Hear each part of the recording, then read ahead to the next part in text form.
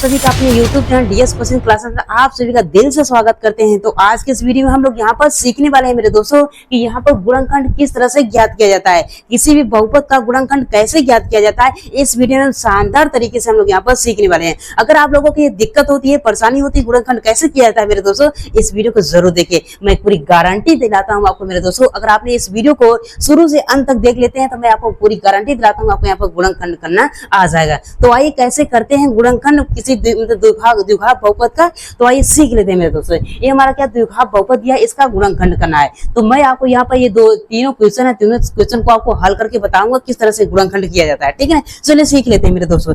आइए देखते हैं। तो सबसे पहले आपको मेरे दोस्तों आपको यहाँ पर हल लिखना पड़ेगा। ठीक है, इस तरह से आपको यहाँ पर लिख लेना है। अब इसके बाद आपको क्या करना है मेरे दोस्तों, सबसे पहले आपको किसको पकड़ना है, देखो सबसे पहले आपको यहाँ पर इस एक्स स्क्वायर को पकड़ना है। किसको पकड़ना है, एक्स स्क्वायर को पकड़ना है। तो यहाँ पर एक्स स्क्वायर का यहाँ पर हो गया एक्स स्क्वायर। अब इसके बाद एक्स स्क्वायर का गुणांक देखना है। तो यहाँ पे एक्स स्क्वायर का गुणांक क्या हो सकता है हमारे पास, यहाँ पर 2 हो जाएगा। गुणांक का मतलब आपको समझना होगा मेरे दोस्तों। जैसे मैं यहाँ पर पहुंचू, यहाँ पर बताइए यहाँ पर 6x है। तो जैसे मैं आपसे पूछूं यहाँ पर x का गुणांक क्या होगा, यहाँ पर 6 होगा। अगर मैं 6 का गुणांक पूछूं तो क्या होता है, यहाँ पर x होगा। इसका मतलब यहाँ पर 6 गुना में क्या होता है, यहाँ पर x होता है। मतलब यहाँ पर कहने का मतलब मेरे दोस्तों, यहाँ पर हम x का गुणांक पूछा तो x का गुणांक तो क्या हो जाएगा, यहाँ पर 6 हो जाएगा। अगर 6 का गुणांक पूछा जाए तो क्या हो जाएगा, यहाँ पर x हो जाएगा। इसी तरह से हमारे पास क्या है, हमारे पास यहाँ पर 2, यहाँ पर गुणा में क्या है, यहाँ पर x स्क्वायर है। अगर मैं आपसे पूछ रहा हूँ कि यहाँ पे x स्क्वायर का गुणांक क्या हो जाएगा, तो आपको क्या बताना मेरे दोस्तों, यहाँ पर 2 हो जाएगा। अगर मैं आपसे पूछूं 2 का गुणांक क्या हो सकता है, x स्क्वायर। इस तरह से हमको यहाँ पर गुणांक को पता करना है मेरे दोस्तों। ठीक है ना, तो हमको सबसे पहले क्या देखना है, गुणनखंड करने से पहले सबसे पहले आपको यहाँ पर x स्क्वायर का गुणांक देखना है। गुणांक क्या दिख रहा है मेरे दोस्तों, यहाँ पर 2 है। मतलब यहाँ पर जो उसके साथ गुणा के रूप में, मतलब जो उसके साथ यहाँ पर रहता है गुणा के साथ, वही क्या होता है, गुणांक होता है। इसलिए यहाँ पे x स्क्वायर का गुणांक क्या हो जाएगा, यहाँ पर 2 हो जाएगा। तो सबसे पहले आपको यहाँ पर 2 को इस तरह से आपको यहाँ पर लिख लेना है। ठीक है ना, आपने लिख लिया। अब इसके बाद क्या करना है, आपको इसको मत लिखो, ऐसे देखो यहाँ पे एक्स स्क्वायर है, इसका गुणा क्या करना है, इसको आपको यहाँ पर लास्ट वाले नंबर से आपको कर देना है। क्या करना है, पहले एक्स स्क्वायर का गुणांक देखना है। हमारे पास क्या मिला, 2 मिला। इसका गुणा आपको क्या करना है, लास्ट वाले नंबर मतलब यहाँ पर 6 से कर देना है। तो हम लोग यहाँ पर 2 और यहाँ पर गुणा करेंगे, किसका यहाँ पर 6 करेंगे, क्या हो जाएगा, यहाँ पर 12 हो जाएगा। क्या हो जाएगा, 12 हो जाएगा। ठीक है ना, ये हमारा पहला स्टेप कंप्लीट होता है। क्या होता है, ये हमारा पहला स्टेप कंप्लीट हो गया। अब इसके बाद क्या करना है मेरे दोस्तों, अब क्या करना है, ध्यान सुना। अब इसको 12 को क्या करना, ऐसे 2 भागों में तोड़ना। क्या करना है, ऐसे 2 भागों में तोड़ना है कि गुणा करने पर हमारे पास क्या आना चाहिए, हमारे पास ये 12 आना चाहिए। ठीक है ना, अब इसका 12 आना चाहिए। और यहाँ पर जोड़े या फिर घटाएं, जोड़े या फिर यहाँ पर घटाएं, तो हमारे पास यहाँ पर ये 20 वाला पद मिलना चाहिए। यहाँ पर क्या मिलना चाहिए, हमारे पास यहाँ पर ये 7 मिलना चाहिए। क्या मिलना चाहिए मेरे दोस्तों, 7 मिलना चाहिए। मतलब क्या करना, 12 को ऐसे 2 भागों में तोड़ना है कि गुणा करे तो हमारे पास क्या है, 12 है, और जोड़े या फिर घटाएं तो हमारे पास ये 20 वाला पद आना चाहिए। क्या आना चाहिए, यहाँ पर 7 आना चाहिए। तो चलिए 12 को कैसे 2 भागों में तोड़ते हैं। देखो हम लोग 12 को इस तरह से भी तोड़ सकते हैं। कैसे, इस तरह से हम लोग यहाँ पर इसको अभाज्य गुणनखंड करके तोड़ सकते हैं। तो इस तरह से हम लोग तोड़ लेते हैं। तो क्या हो जाएगा, 2 6 12 हो जाएगा। ठीक है ना, यहाँ पर क्या हो जाएगा, 2 3 6 हो जाएगा। अब इसके यहाँ पर 3 का क्या, यहाँ पर 3 हो जाएगा। हम लोगों ने यहाँ पर 12 को तोड़ा, क्या तोड़ा, हम लोगों ने यहाँ पर 12 को क्या लिखा, यहाँ पर 2 गुणा में, यहाँ पर 2 गुणा में हम लोगों ने यहाँ पर 3 को इस तरह से तोड़ लिया 12 को। अब देखो यहाँ पर अभी भी इसी में आपको यहाँ पर हेर फेर करना है कि हमारे पास गुणा करे तो हमारे पास क्या आ जाए, 12 आ जाए। अब इसी को जोड़े या फिर घटाए तो हमारे पास क्या आ जाना चाहिए, ये 7 आना चाहिए। ठीक है ना, अगर हम लोग क्या इन दोनों को ले लें, 4 ले लें। ठीक है, हमारे पास क्या हो जाएगा, 2 दूनी 4 हो जाएगा। अगर हम 4 और 3 का गुणा करते हैं मेरे दोस्तों, क्या हो जाएगा, 12 हो जाएगा। मतलब गुणा करने पर हमको क्या मिल रहा है, ये 12 मिल रहा है। अब देखते हैं अगर 4 और 3 को जोड़ने पर हमको क्या मिलता है। अगर हम 4 और 3 को जोड़ रहे हैं, क्या अगर 4 और 3 को जोड़ा है तो हमारे पास क्या मिला है, हमारे पास 7 मिला है। मतलब अगर हम लोग यहाँ पर अगर इन दोनों संख्या को ले लें, क्या अगर हम 4 और 3 को लें तो हमारे पास गुणा करेंगे तो हमारे पास क्या मिलेगा, 12 मिलेगा। और जोड़ेंगे इन दोनों संख्या को तब भी हमारे पास क्या मिलेगा, यहाँ पर 7 मिलेगा। तो हम क्या करेंगे, इसी 4 और 3 को क्या करेंगे, हम ले लेंगे। अब इस 4 और 3 को कहाँ पर लिखेंगे मेरे दोस्तों, अब इसी 7 की जगह पर लिखेंगे। किसके जगह पर लिखेंगे, इस 7 की जगह आपको यहाँ पर लिख देना है। ठीक है ना, चलो क्या करते हैं, अब इसी 4 और यहाँ पर 3 को क्या करते हैं, इस 7 की जगह पर रख देते हैं। और बाकी जो जैसा है उसको रहने दीजिए। ठीक है ना, तो हमारे पास क्या हो जाए, यहाँ पे ये 2 एक्स स्क्वायर है, तो इसका अब इसका प्लस में अब सिर्फ यहाँ पर 7 की जगह पर रखना है और किसी के साथ छेड़खानी नहीं करना है। यहाँ पर क्या हो जाएगा, 7 को हम क्या लिखेंगे, यहाँ पर 4 क्या लिखेंगे, 4 प्लस में क्या लिखेंगे, यहाँ पर 3 लिख देंगे। अब इसके बाद एक्स है तो यहाँ पर एक्स कर देंगे। ठीक है ना, थोड़ा सा इसको साइड में कर देते हैं।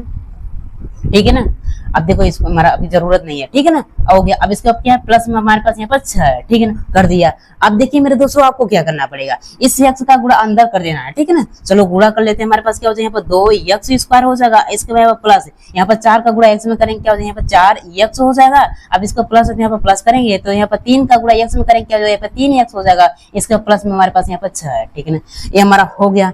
अब देखिए मेरे दोस्तों हमारे पास पहले कितने पद थे, हमारे पास यहाँ पर 3 पद थे, 1 हो गया, यहाँ पर 2 हो गया, यहाँ पर 3 हो गया। अब हमारे पास यहाँ पर कितने पद हो गए, हमारे पास यहाँ पर ये 4 पद हो गए। कितने पद हो गए, यहाँ पर 4 पद हो गए। अब क्या करेंगे मेरे दोस्तों, यहाँ पर दो दो पद का हम लोग क्या करेंगे, जोड़ा बना लेंगे। क्या बनाएंगे मेरे दोस्तों, दो दो पद का यहाँ पर जोड़ा बनाएंगे। तो हमारे पास एक और यहाँ पे दो पद मिलकर क्या हो जाएगा, एक जोड़ा हो जाएगा। यहाँ पर भी एक और दो पद मिलकर क्या हो जाएगा, एक जोड़ा बन जाएगा। अब क्या करेंगे, ध्यान से सुनना। अब इसमें यहाँ पर पहले वाले पद से आपको यहाँ पर पहले वाले जोड़े से आपको यहाँ पर उभयनिष्ठ निकालना है, और दूसरे वाले यहाँ पर पद से आपको यहाँ पर क्या निकालना है, उभयनिष्ठ। उभयनिष्ठ का मतलब जो दोनों में हो, जो पहले वाले में हो यहाँ पर दूसरे वाले में भी होना चाहिए, ठीक है ना। अब देखो यहाँ पर क्या 2 इसमें भी है, 2x इसमें भी है और 2x इसमें भी जा रहा है, मतलब यहाँ पर 2x इसमें भी दिख रहा है और यहाँ पर 2x का भाग इसमें भी जा रहा है। हम क्या करेंगे, 2x को कॉमन ले लेंगे। तो यहाँ पर देखो, यहाँ पर 2x हमारे पास क्या हो जाएगा, कॉमन हो जाएगा। जब यहाँ पर देखो अगर हम लोग क्या करें, 2x गुना पर 2 गुना में यहाँ पर x² है।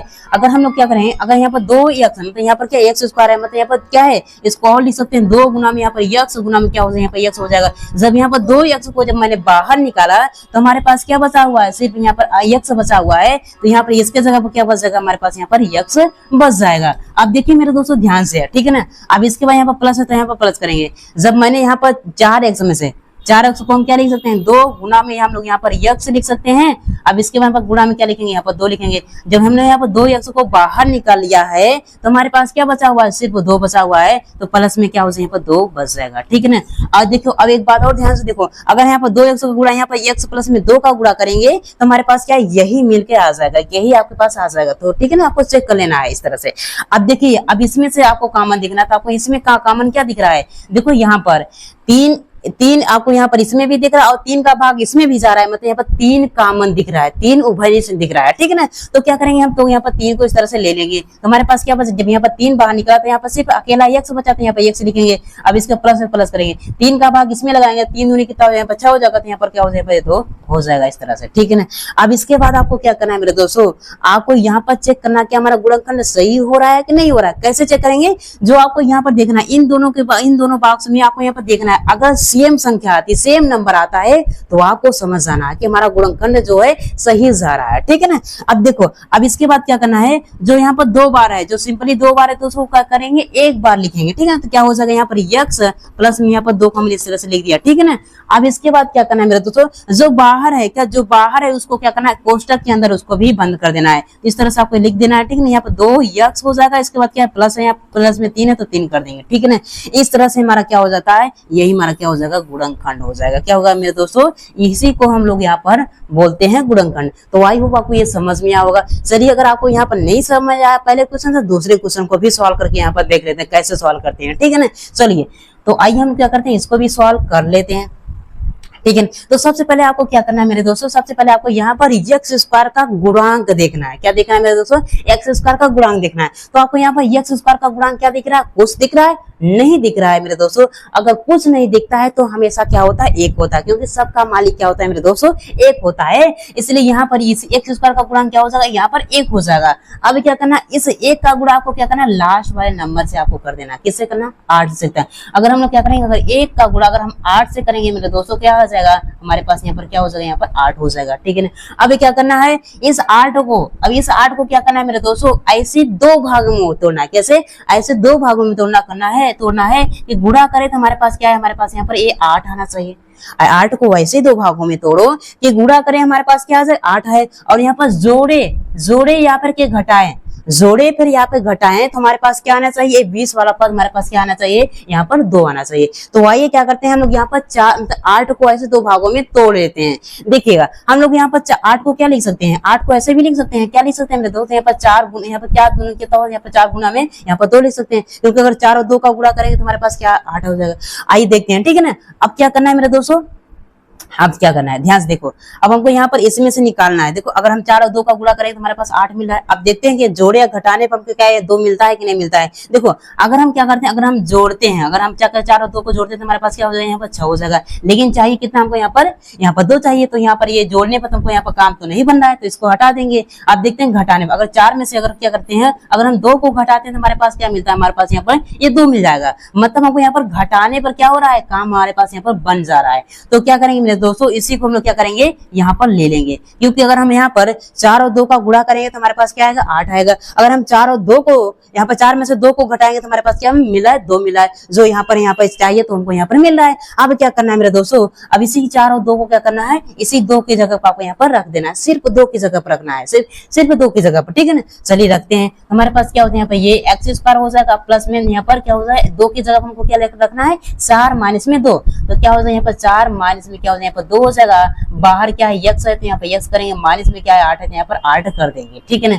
अब देखिए मेरे दोस्तों हम क्या करेंगे, अब देखो यहाँ पर इस x का गुणा क्या करें, अंदर कर देना है, ठीक है ना। चलो गुणा कर लेते हैं। तो हमारे पास क्या हो जाएगा, यहाँ पर ये एक्स स्क्वायर हो जाएगा, यहाँ पे इसके बाद यहाँ पर प्लस हो जाएगा, ठीक है ना।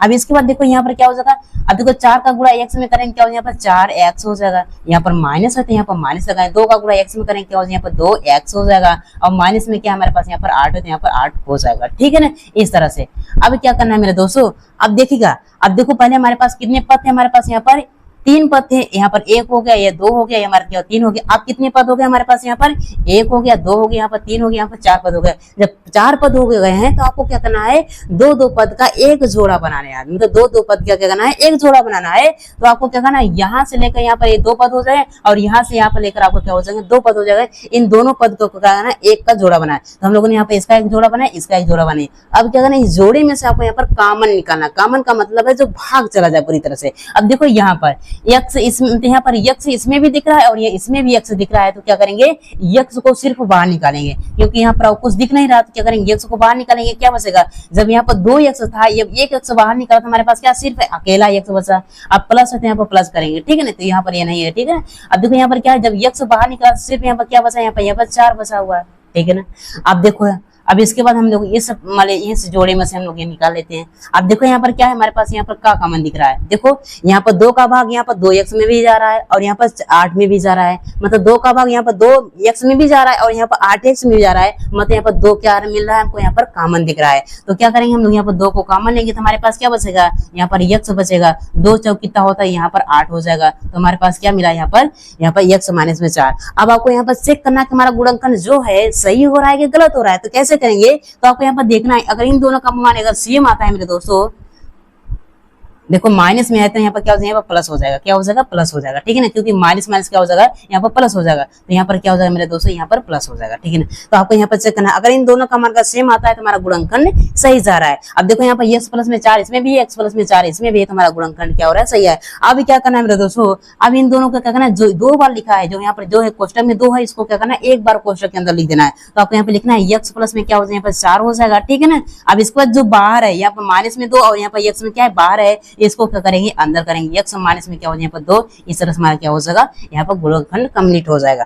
तो इस तरह से हम लोगों ने यहाँ पर सीख लिया मेरे दोस्तों, किस तरह से यहाँ पर किसी भी बहुपद का गुणनखंड किया जाता है। तो आई होप आपको यहाँ पर ये क्लियर हो गया होगा, किस तरह से हम लोग यहाँ पर द्विघात बहुपद का गुणनखंड करते हैं। अगर मेरे दोस्तों, अगर आपको यहाँ पर बहुत अच्छे तरीके से समझ में आएगा मेरे दोस्तों, अपनी राय कमेंट बॉक्स में जरूर देना है। इसके बाद आपको क्या करना है मेरे दोस्तों, इसका आंसर आपको कमेंट बॉक्स में बताना है। क्या करना है, इसका आपको यहाँ पर हल करके आपको कमेंट बॉक्स में इसके आंसर जरूर बताना है। और अगर वीडियो अच्छी लगी हो तो अपने दोस्तों के साथ भी शेयर कीजिए, ताकि वो भी सीख लें कि यहाँ पर द्विघात बहुपद का गुणनखंड कैसे किया जाता है।